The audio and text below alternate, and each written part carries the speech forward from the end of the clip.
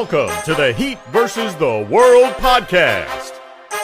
And now, stand up and make some noise for your host, Joe Jacob.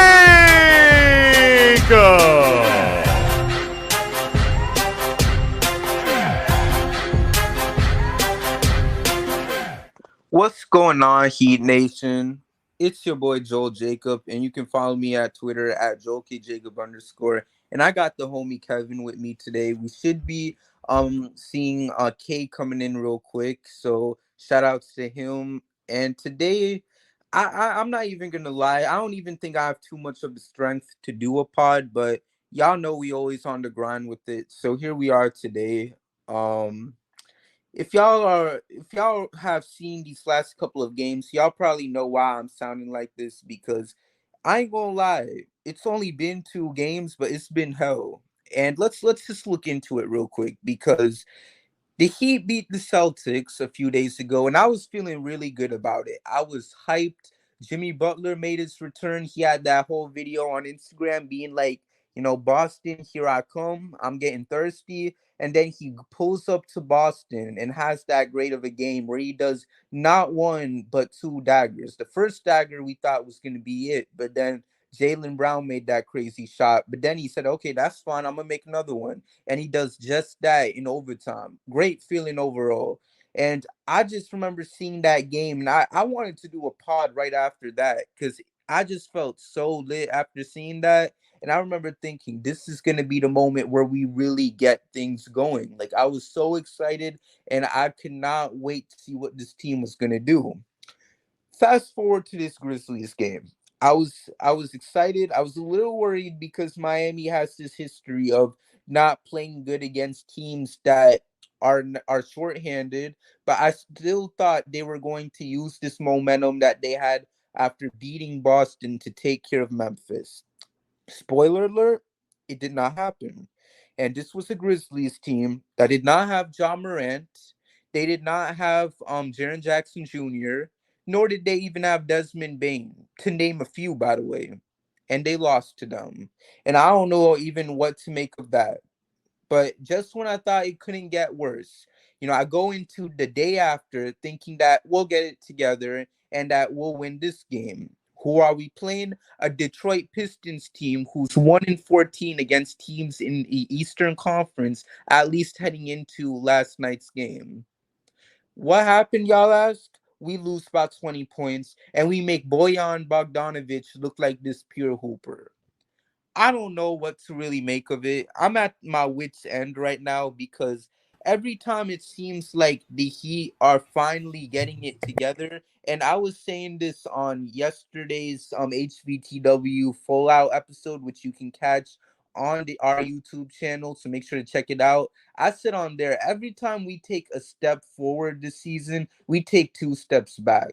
Because a couple pods ago, we had the whole thing where we said, oh, you know what? The Heat beat the Suns. This is a great way to get the momentum going. Let's run with it. And we went on a 4-game losing streak. We beat the Celtics. It was great. We were really happy about it. Boom. We lose to a shorthanded Grizzlies team, and we get blown out by the Pistons. So all I can really say at this point is that I really don't know what to really make of this team at this point. All I know is I can't even get excited about any wins, because it feels like no matter how much a win feels good for you, you never know what's going to happen next. Because that's been the story with the Heat all year. It's been a roller coaster. There's been all kinds of ups and downs happening when you least expect it already.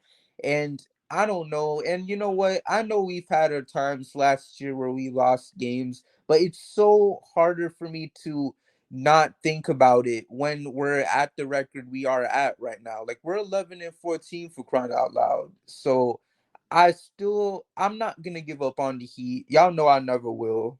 But when you keep getting hit with these types of blows, it makes you exhausted to the point where it's like you gotta look at how much you're giving, like how much strength you have to root for this team. And you're like, do I really have it in me to root for this team for, like, what? How much games we have left? 57.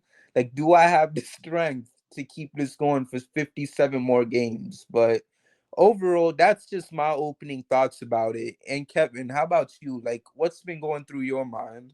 The confusion around this team, man, because like you said, we lose last night's game against the Pistons by 20 points, and then you've had two big wins and beating the Phoenix Suns and beating the Celtics a few nights ago. Like, it's one of them instances where it's like this team could literally compete with anybody and they could literally to anybody on any given night, and it's confusing and frustrating as a fan because you just want some type of consistency, especially when you've seen it from not just this team but the organization as a whole. But to me, like, I just think like it really comes down to that they gotta shake some things up. And when I say they, I mean Pat Riley, Andy Ellsberg, and everybody in that front office. Like, it's time to make a trade. I'm not one of them, like, y'all know me. Y'all have heard this podcast multiple times that I've been on it. Like, I'm not a doom and gloom type person, but I do just think, like, I was telling Joe before we started, like, we need some new blood. We need some new energy on this team because it's kind of been the same for the past few years. And yeah, PJ Tucker did bring a different type of energy, but I'm talking about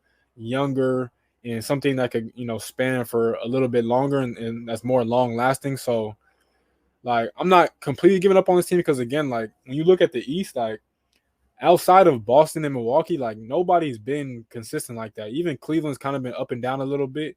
But outside of those, like, three teams, like, anybody could rise up to the occasion. And if I'm looking at it, like, the Heat probably has the best chance out of all those teams. People probably don't want to say that. You probably look at Philly.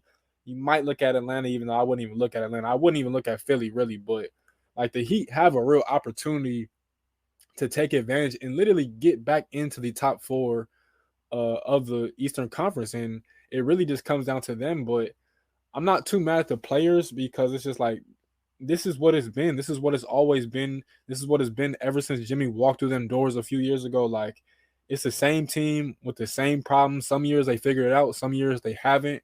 I'm hoping that's not the case with this year's team, that they do actually figure it out. But again, I'm not too worried. I am kind of concerned, but I mean, we'll see, man. It's still kind of early. It's not too early anymore. Like, obviously, we're working our way into the middle of the season, but something's got to change eventually because right now, I'm just not seeing it. Right. And before I pass the mic to you, Kay, I just got to say real quick that there was an interesting stat that I saw on Twitter. This guy, Biscayne Maine on Twitter, he tweeted something that I thought was crazy that caught my attention. And it's the fact that, this goes to what you were saying earlier, Kevin, about getting that young blood into this team. I mean, some new blood into this team is the fact that there are literally it's literally been so long since we have made some sort of new acquisition. I'm talking about not related to the draft, but flat out signing or trading for a drafted player. And I'm talking about the fact that the last time we saw that was literally August of last year when we got Markieff Morris. Since then, we have not traded nor we have signed an actual drafted player onto this team. It has been that long. And I mean, I get it. I understand that we want to build up all this hope into these undrafted players. And there's nothing wrong with being proud of how you develop these guys. But like, I feel like we've invested so much into them that it's starting to get a little too extreme at this extent. And I don't know if y'all feel the same way, but it's getting to a point where there are times where we're giving all these minutes to lineups that will feature undrafted players only. And I'm looking at this, I'm like, we really take this thing a little too seriously. And I don't know, that's just something else to think about. Like, I feel like we low-key just need to calm it down with not only getting undrafted players, but just finally, getting some new blood into this team. So I'm really glad you brought up that point, Kevin. And Kay, what about you? I mean, you guys know me, man. I'm the real optimist. Here's the deal. The last two games were awful. Like, it doesn't look good. It's not great. You should have beat Memphis without John Morant, Jaren Jackson Jr., and Desmond Bane in the lineup. Their top three players. You can argue Dylan Brooks is at 3, but I'll take Desmond Bane over him. They lost to, the Detroit Pistons last night, who we look at as a bottom dweller in the league, bottom 2 record, bottom 3, depending on the night, and how Orlando and that other team down there is doing that. It just slips my mind right now. I know Orlando's among that group though. I said all that to say this. First of all, what we need to do is we need to look at the fact that this Miami Heat team shouldn't have lost this game, but we can't write off, this Detroit team as the same team they were a month ago, because they did beat Detroit, Utah, and Dallas. I mean, they did beat Denver, Utah, and Dallas all within a 2-week span. But that's not saying we shouldn't have beat them. That's no excuse. We should have mollywopped this team, but this team is shown capable of being able to beat you if you don't come to handle your business. Secondly, as you guys, I think it might have been Joel alluded to it, or maybe Kevin, one of you guys, Bogdanovich, I mean, he went off. He was the difference. Like, I think he had all except 3 of his points in the second half. I think he did like 16 in the 16 in the third and 14 in the fourth. Either way, he killed us. And you look at a guy like Kyle Lowry, and I don't mean to go into rambling. And of course, you wanted more for him point wise. But if you look at that first half, Bogdanovich wasn't able to kill us because every time he crossed his man up, because he was getting by guys in the first half. He just couldn't finish because, ironically enough, every time he got by a guy, Kyle Lowry was there to rake in or to make his finish difficult and keep him out of rhythm. Shout out there, but that's something that they didn't continue to do in the second half, allowing him to get in the rhythm. And once he got in the rhythm, he is a guy that once he starts feeling himself can give you buckets over top of any defense you want to throw at him. And that's why he keeps getting deals, the deals that he's getting. Signed a 2-year re-up with Detroit, I want to say. Now, speaking of continuity and consistency, that's an issue that the Heat have to work out. And I go back to a couple things that both of you guys have said. They've beaten Phoenix. They've beaten Boston. They've shown you what they can do when they're operating the way they're supposed to.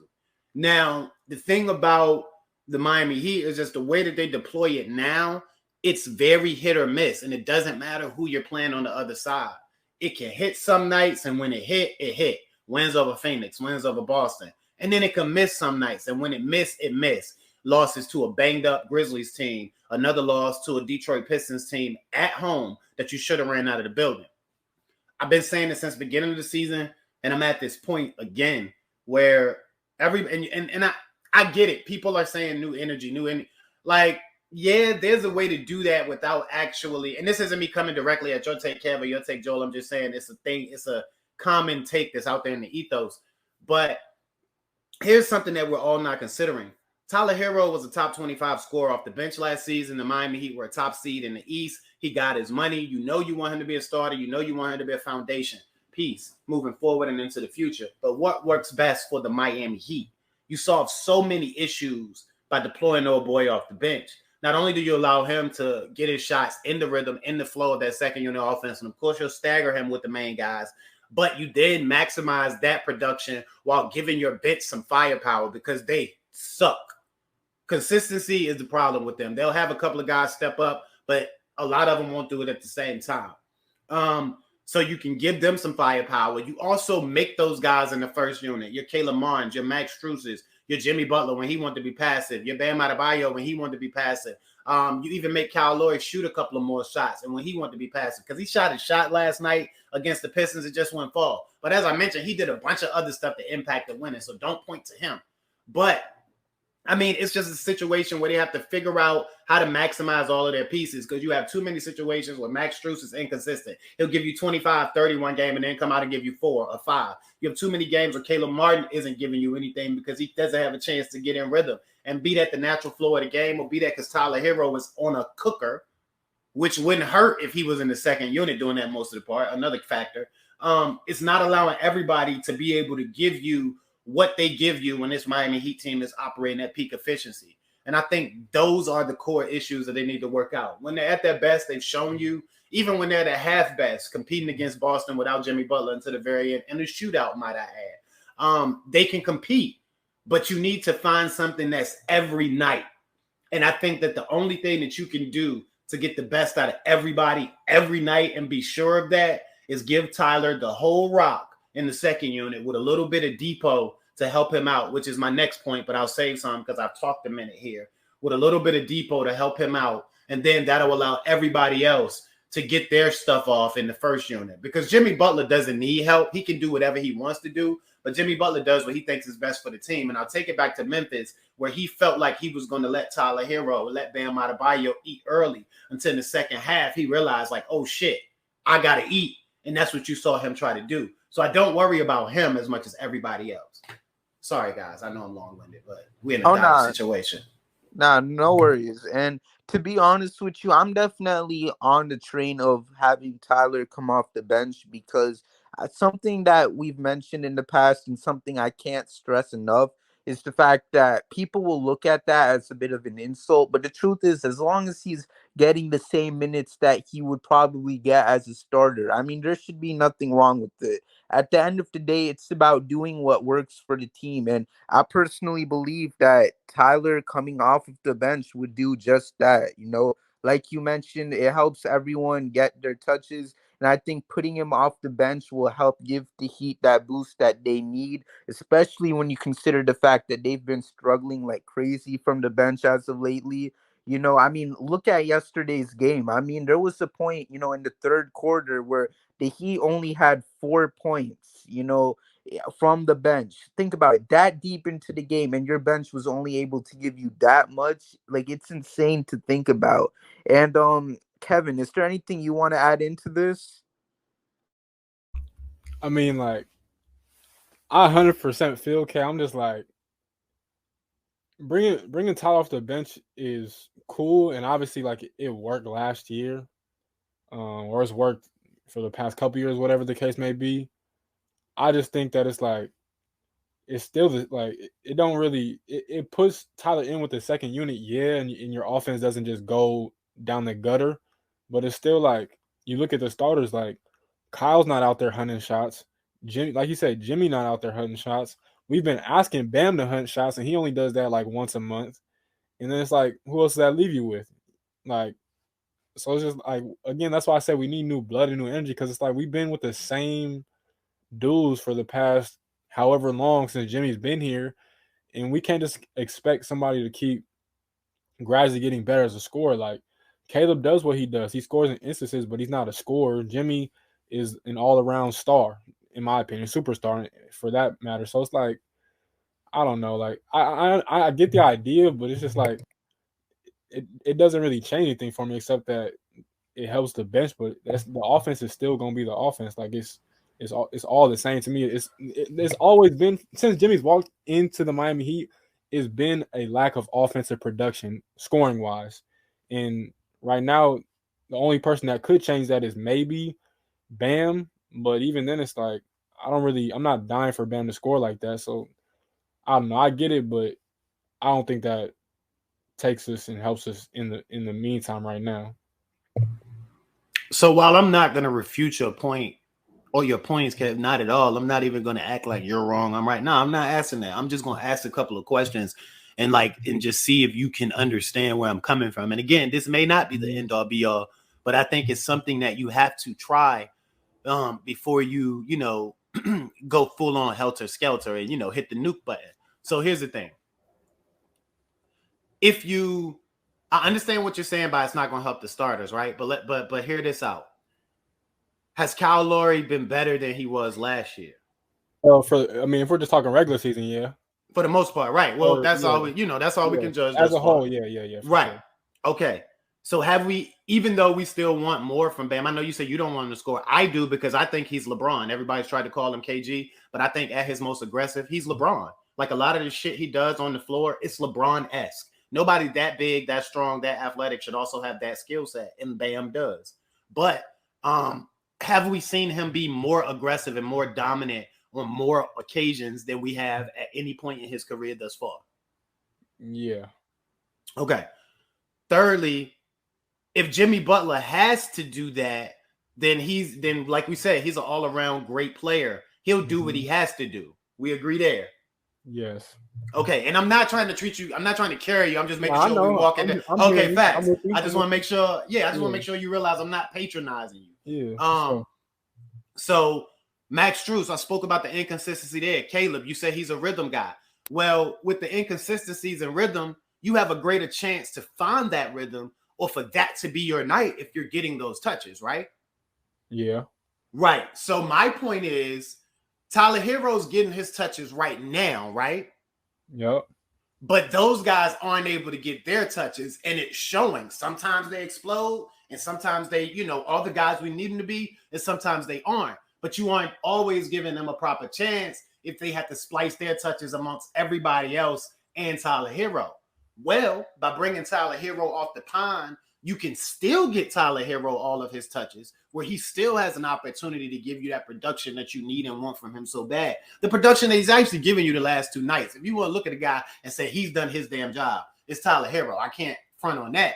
But he can still give you that because he's going to get his touches. But what that also allows you to do is get Max and Caleb their opportunity, just in 2 examples, because that applies for several guys. But 100%. Get those type of guys their touches early on with starters that are going to take the most attention, get them the best looks, does give them an opportunity to better get in rhythm and start hitting some shots and help the team, because Tyler's elite, bro. He can come in and do what the hell he do no matter who's on the court.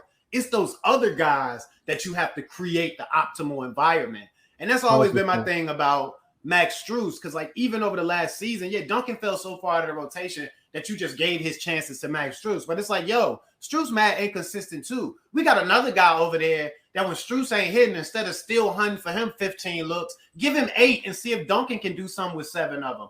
There are things that we can do, is all I'm saying, internally that can help us. And I'm not saying that again. I just want to stress, you might be right, bro. It might be time to do something, to shake it up. I just think that when you had a guy that was a top 25 scorer off the bench last year and you were a number 1 seed, and this is something that isn't like, this isn't Monday morning quarterbacking. Like, this isn't, okay, I saw these last 2 games and now I'm saying this. Like, it's documented. I've been saying this shit since last offseason. Like, no, in order for the Heat, excuse me, I got a little blabby there. In order for the Heat to be their best, then Tyler Herro has to come in and do what he does off the bench, because it just helps everything run more efficiently.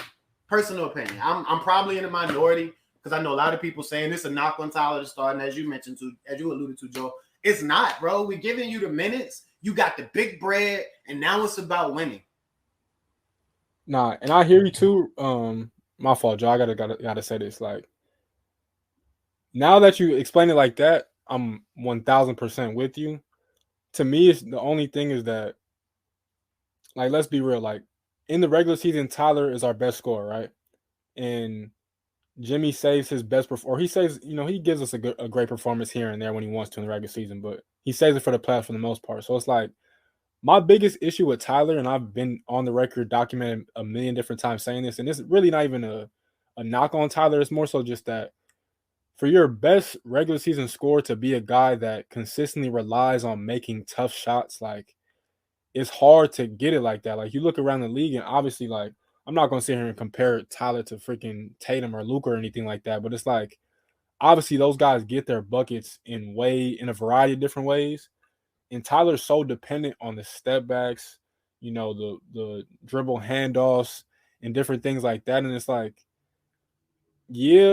can he be that guy? 100%. I think he is that guy. But I'm just like, the way that Tyler gets his buckets to me is not conducive to a lot of success, because I'm not going to say it's easy to game plan for, but he doesn't make you work as hard as some of the other guys around the league. And that's my only thing, is just like, off the bench it probably would work. Like, your idea is probably 100% spot on. Like, I just think that giving him more shots is just, I don't know.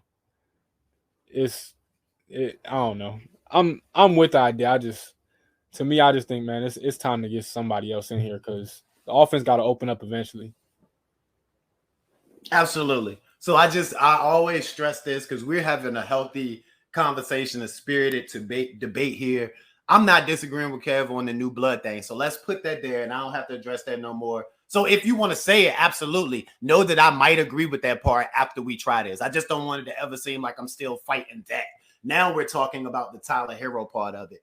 So you mentioned that the tough shot thing. Agreed. That's always been his gift, though. And it isn't just the step back jumpers or the dribble handoffs. When you look at the cat layups, he routinely jumps off the wrong foot, takes it a step off from the wonky platforms, and just, body formations, like anaerobics that aren't typical in finishing. Tyler Herro has always excelled at that from his rookie year. So I agree with you, and we agree that he is that guy. That's just his game. But what I will also point to is also the fact that he's always been an above average to elite rebounder from a guard position. He's really leaned into it over the last 2 weeks since he got the triple-double. But that's just been a thing that people are pointing as a Johnny come lately. Nah, he's always been a very, very, very good rebounder for his position.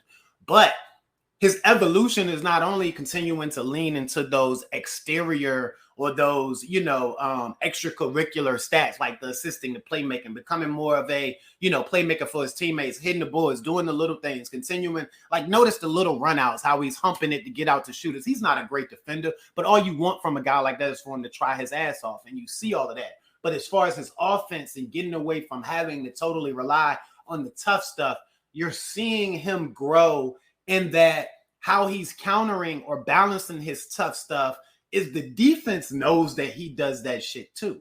Excuse my French. I'm feeling this. I'm sorry, Joe. It blew me out a lot. But what he's doing is he's manipulating the space and the 3-level ability to make those tough shots to now find easier looks. Look at how easy he gets to the floater. Look at how easy he's getting to the rim once he gets the defender out on his island. Yeah, he's still making his tough Tyler looks, but we're seeing the evolution of him be able to play off of that on a 3-level basis and get easier looks simply off of the notion that the defense know too, hey, this cat can hit this tough shot. But lastly, if you're playing against second unit guys, they ain't as good a defenders. So all of that tough stuff can get just as much easier, and everything that he do, like waking up, is going to look so easy. So that's, just the tire blow around. Or should look so easy against bench guys, you presume. Right. So, Kevin, do you have anything you want to add, or are we ready to move on? Nah, I think we hit on everything. So I agree with everything I have to say. It's definitely something that is worth thinking about. And honestly, you know what? It's one of those things where I just simply look back at the success from last season, and Tyler coming off the bench was a key part of it, which is why another reason why I'm so hyped up about the idea of having him do it. And at the end of the day, like we mentioned, it's not a knock at him for everything he's brought as a starter and such, but sometimes it's not too bad to kind of repeat where you've had your success from in the past. Try to copy that same type of formula. Sometimes it works, sometimes it doesn't, but in this scenario, I think it could. So with that being said, let's go right into our sponsor real quick. NBA fans, the NBA action is just getting started, and so are the incredible offers at DraftKings Sportsbook, an official sports betting partner of the NBA. New customers can make any $5 NBA pregame moneyline bet and get $200 in free bets if your team wins. Check this out. Right now, everyone can earn up to a 100% boost with DraftKings Stepped Up Same Game Parlays. So go to the DraftKings Sportsbook app, place the same game parlay, and combine multiple bets like which team will win, total rebounds, total points scored, and more. Now, let's see. Who are he playing against? I don't even know anymore. Let's see. Clippers. All right. So I don't even know how to feel, but the Heat love to show up against big teams and do. But see, Joe, I'm glad you brought that up, and I hate to cut you off. We gotta hope that PG and Kawhi aren't doubtful already, because if that's the case, I'm scared as hell. So yeah, I'll say this for my gamble. If the Heat do have to play PG and Kawhi, I think Miami will pull up with the win. Right, because we'll get a better showing. Right, and if not, then you know what? I don't know, man. I'll be optimistic, but I ain't saying nothing else. Anyways, with payouts bigger than ever, DraftKings Sportsbook is where I go to bet on the NBA. Download the DraftKings Sportsbook app now. Use promo code TBPN. Make any $5 bet this week and get $200 in free bets if your team wins. Only at DraftKings Sportsbook with promo code TBPN. Minimum age and eligibility restrictions apply. Anyways, so I wanted to bring this question up because I know like everybody's been going on the trade machine as of lately. And, I don't really do that type of stuff because it's so hard to really imagine what the Heat could be thinking of regarding what could be a potential move. But I want to know, like, everybody is talking about how this team still has a chance to win a championship. And I always believe that. I just saw what you put in the chat. Like I just gotta ask the question though, because we believe that this team's goal is to win a championship, and we know the Heat knows that too. But a trade, in my opinion, is needed, and I want to know, like, do you guys think there are potential needle movers for Miami? Because there's not really superstars that are out there right now, unless KD is magically back on the market. Same thing, and you know what? You could say Kyrie, but the whole thing with him has been a mess, so I'm not really gonna mention that. But Kyrie too, if Miami was to take a chance on him, if he was to be on the market. But aside from big names like that, there's a lot of role players that could potentially come on the market. And I want to know, is there any guys that you honestly think could be new needle movers aside from those big names like KD? We'll start off with you, Kay. Man, look, I'm the king of let's go find a Heat target. And for some reason, I don't know how these guys never end up on the radar until the following season when they go somewhere else for the Lowski. And then we're on there screaming like the Heat could have had him, like we're doing for Jeremy Grant. I wasn't about moving the franchise for Jeremy Grant, but top 4 protected is still a little tough. But I don't know. I think they could have been a little more aggressive there. The money did scare me too, though, with him, because you didn't know his outside shot would come around this much. Okay, now whipping that back around, I look at guys like Dario Saric. I look at guys like Chimezie Metu out in Sacramento. I look at guys like, I'm gonna say this, and me and a friend was talking about it. Tiffany Meeks, she works with Heatbeat a lot. Shout out to her. I think that Oklahoma wants to build around Giddey. And I say that because Giddey being a big 6'7"-ish ball-moving point guard who'd rather go out and get you a triple-double, 12 points, 11 rebounds, 15 assists, than being a pick-and-roll savant like Shea. I think that that's what they're trying to build over there with a bunch of guys that are between 6'8" and 7'5" in the 2 through 5 position. So I think that don't be shocked if they look to move past Shea. And of course, you move everything that isn't Tyler, Bam, or Jimmy for Shea at this particular point if you get the opportunity. I just wanted to throw that out there because that's a whale. But like I said, Chimezie Metu, your Dario Saric's. Let me see. Has there been another guy that's really caught my attention? Can't say that there's anybody that's not getting ticked. Anybody else will probably cost them too much. Like I really wanted Lauri Markkanen this offseason, and he's proceeded to come on and show you why. If you're still looking at Utah, of course, Jared Vanderbilt, bring Kelly O back, because as I mentioned a couple shows ago, I hated the fact that we let him go anyway. But other than that, man, that's what I got. Also, I just gotta say quickly, like, there was a guy who cooked us yesterday. I don't know if y'all interested in him, but he just signed that 2-year deal, though. Remember, I mentioned that. That's true. That's true. He signed an extension as soon as he went there, so it's like, they want him. Dang, never mind. Never mind. And Kevin, now there's a guy. I'm sorry, Kev, not to cut you off, but since you brought up that guy, there's a guy in Atlanta that shares his name that's about to be phased out. Either they're gonna tear that sucker down. So that's true. I could be interested in him. I could be interested in him at the right price. That's a good name to bring up, Bogey. Yup. And how about you, Kevin? Man, I don't think it's any needle movers. I just think it's a few guys that kind of just piece everything together, just kind of like knot it all together.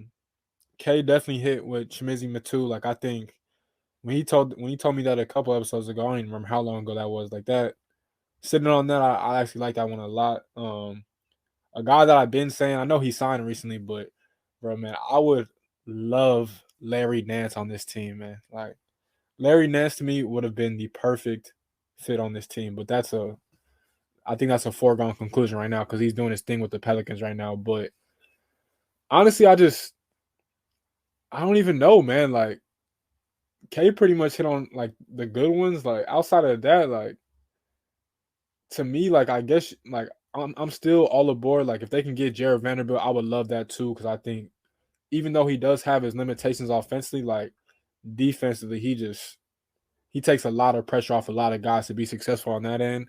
So I mean, I wonder how they can make that work. Another guy who I wouldn't say is a needle mover either, but bro, I would take Cam Reddish, bro. I think Cam Reddish Yes. needs a situation like Miami where he can come in and actually be motivated. I think that's been his biggest issue is that he hasn't been motivated enough to play winning basketball like that. And I've always loved Cam personally, coming out of not even just Duke, coming out of high school. I thought he was a dog coming out of Pennsylvania. And he, man, I just think Spo will maximize his game to an entirely different level. And people will look at him back at how he used to be viewed at when he was a McDonald's All-American. So I'll probably just go with those names for now, to be honest. Salute for Larry Nance Jr. And salute for Cam Reddish. Nance is a guy I've wanted. I haven't really touched on it a lot because I didn't see a path for us to be able to get him. But as far as Reddish, New York actually was a threat or possibility or even wanting to move him last year. And I was like, yo, why aren't we on that train? Like, this cat can ball. He big and he's still young as hell. You get him in this system, who knows what you could bring out of that? Man, I mean, it's crazy to think about. And like, and I mean, it's funny because there is still some free agent guys out there too. I mean, like I know Kevin, like I know we've been high up on the what's it called? The bandwagon for what's his name? DeMarcus Cousins. So, even though it's not a trade, I mean, why not? Because Lord knows we need whoever we could get at this point.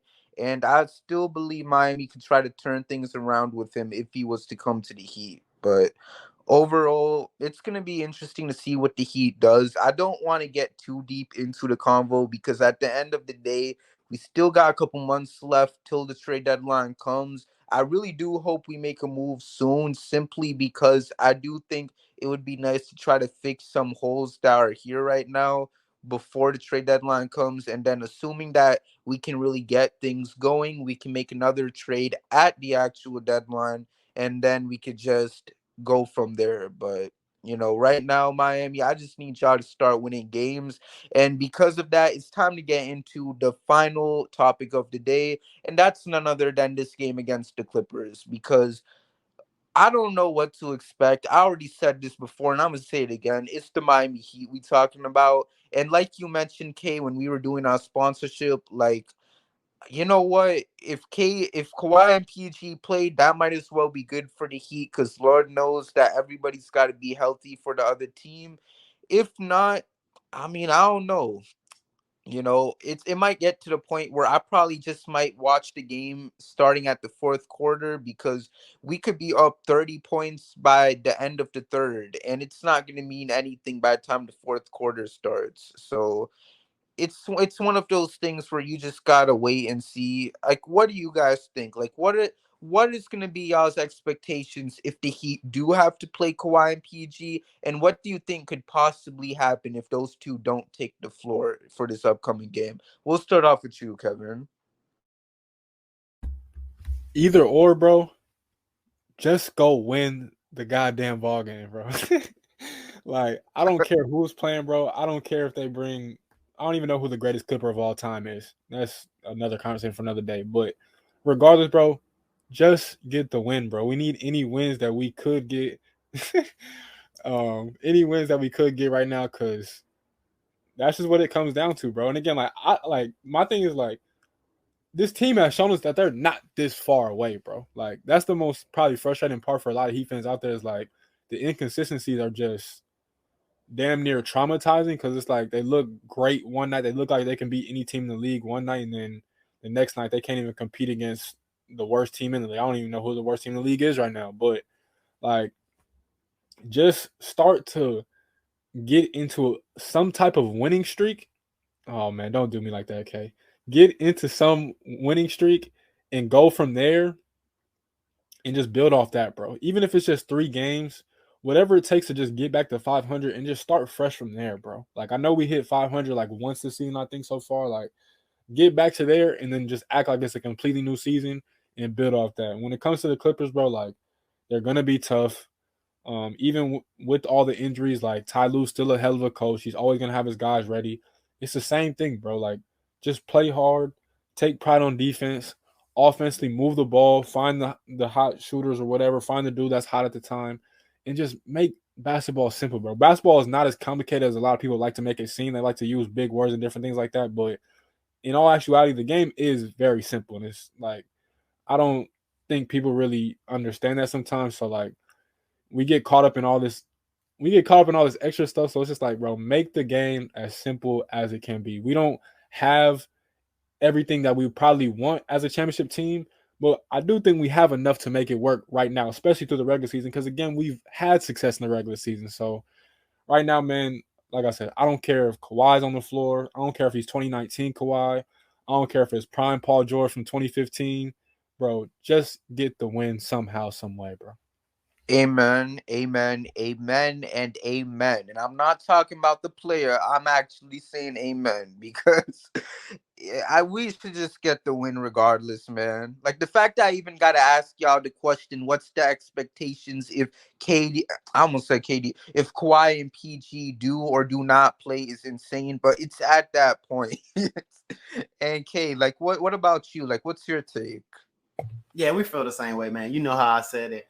I'm almost more afraid to play a hobbled team at this point than I am to play a healthy team, because like with the Miami Heat team that's had the same problems over the last 3 or 4 years, actually, if you look at a lot of Miami Heat teams outside of the Big Three era, and even during the Big Three era, it's just that you had 3 guys that are Hall of Famers. So if you got 3 of them on any given night, they're all guys that can get hot and carry you offensive. You don't carry you offensively, it doesn't look the same way. But the Miami Heat have always had a problem with getting offensively stagnant in the worst times. It's not a new thing. And it's just something that they haven't been able to solve. And I almost feel like it's such a positive, it's to a detriment. They play a certain way. Their system is their system, and they find a way to fit guys into that system. But it oftentimes, perhaps, I'm going to say, takes away some of the natural go-get-itness out of a player. Like, not that that isn't there, and not that the Miami Heat are purposely clipping it. It's just you want to try so hard to get the job done that you know that has been drilled into you in this particular franchise to do that job, that it oftentimes, you know, you find yourself not doing some things that you may do. Again, not to give anybody a pass or any player anything a pass. I'm just saying maybe that's the situation. We just need a win. Like you guys said, we just need to go out here and win. Now, I would love a win. If we get a close loss, I'm going to hate it. I'm not going to like it. I'm still going to talk shit. But most of all, I need to see him play the right way. I need to see him play hard. I need to see him not miss assignments. I need to see him finish. I need to see them play a first half and a second half. I need to see a first, a second, a third, and a fourth quarter, or at least a good part of each. Because if you look at the first half from the Pistons, it wasn't great. We went up 11, but then allowed them to pull close. But that first half wasn't great. But you're like, yeah, this is a game that's going to be closer than it should be. But the Heat playing scrappy. They're doing the right things. At the end of the day, their will is going to win over on the Pistons' will. But in that second half, they started lapsing on things, and you started to see things like Bogdanovich being able to go the hell off. And that's a result of the Heat not being as consistent and, you know, continuous as they're supposed to be in their processes, cheating, allowing things that they shouldn't. And those are the habits that they had to get around. So like I said, I do expect them to come out and compete against the Clippers, especially after this terrible loss to the Pistons and to Memphis. But I need to see who's playing for the Clippers, man, because that's going to tell me exactly which Miami Heat team I'm getting. I think they're going to come out and fight hard either way, but I feel much better about a win if PG and Kawhi playing, strangely enough. Right. You know, it's one of those things. And I mean, listen, I mean, it's not, I wouldn't necessarily call it strange, because when you beat a team that's fully healthy, there's always the gratitude that comes with it. But at the same time, I do see where you're coming from, because like we mentioned, you know, a team could have like LeBron, KD, Kawhi, PG, have all of the greatest players in the world right now, and they could all not play, and you could just have the team could just be, the starting lineup could be a janitor, the hot dog guy, the people who be selling the drinks and stuff. Who else be working with the Heat? The one of the ushers maybe, and one of the security guards. It could be Jason Jackson. Yeah, like they can have that as the starting five, and Miami will still find a way to make that game competitive as hell. Like y'all already know how it is with this squad. So at this point, it's like you just got to see what happens. Wouldn't be surprised if one of those guys ended up finishing the game with like 30 something points, because y'all know how it be like with these random Heat killers. I mean, we saw Tyus Jones go off the other night, and we saw this man, Bogdanovich, go off yesterday. So it's only right that one of those guys would go off and have 30 against us. For me personally, I mean, like I said in the sponsorship, I got the Heat winning if Kawhi and PG do play. If they don't, I mean, you know what? I'll say they win regardless, simply because I just don't know how you don't go through these two embarrassing losses and don't play your heart out regardless of who plays and who doesn't. So if you're Miami, just go in there. And even though it's going to be hard for me to forget that y'all did not just go out there and do what y'all did these last two games, at least y'all can try to make up for it by getting the job done tomorrow. So that's going to be my prediction. Heat win regardless of who plays. Overall, before we close it out, does anyone got something they want to add? Pat Riley, show yourself.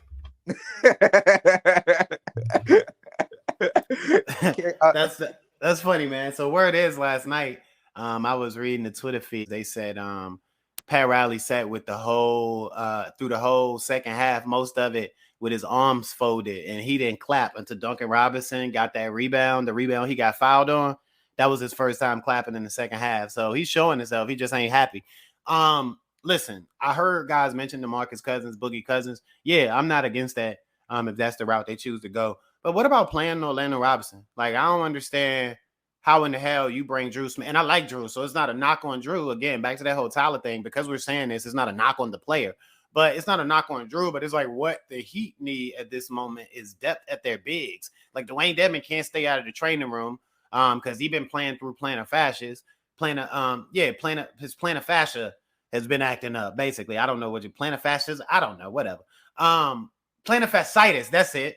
I'm about to have a whole Kanye moment. My bad, guys. Long story short, and, Yurt has been out since the beginning of the season and has yet to play. How about, sign the guy that you actually need? Like, they signed Orlando Robinson and then released him to bring Drew Smith back. I was so mind blown. But that's all I got, man. No, for real. It's overall, there's a lot of options for the Heat. We'll just gotta see what happens. But it's definitely gonna be a long few weeks, and I just really hope we can get things going again. Just Lord knows we can't do no pods talking about are the Heat finally turning the corner or whatever, because I feel like that will always be the jinx for the squad. So I'm not even gonna even think about it, because that's literally what I thought after that game against the Celtics. I won't think it. I won't do any pods about it. I'm just let them handle their business. And then by the time the season is over, we'll go from there. Because I feel like at this point, I'm just jinxing the team by having whatever belief I have. So there's that. But overall, you know what? Thank you guys so much for tuning in to today's episode of the Heat vs. the World podcast. Thank you so much, Kevin and Kay, for hopping in. Make sure to follow Kevin at EasyMoneyKev7, and make sure to follow Kay at K_said_K. And then make sure to follow Heat vs. the World on all social media platforms at HVTW Podcast. Make sure to subscribe to the YouTube channel at Heat vs. the World. We got all types of content heading your way, so you do not want to miss it. Aside from that, thank y'all so much for tuning in. Miami Heat, we believe in y'all still. Y'all might make us feel a little bad now and then because y'all kind of got us a little nervous after these past couple games, but we still going to ride with you guys. So let's go out there, and I don't know, maybe by the time the next pod, y'all can go undefeated by then. We'll see what happens. But aside from that, thank y'all so much for tuning in. And until next time, hit my music because we out. Thank you for listening, and we'll see you next time with a brand new episode of the Heat vs. the World podcast.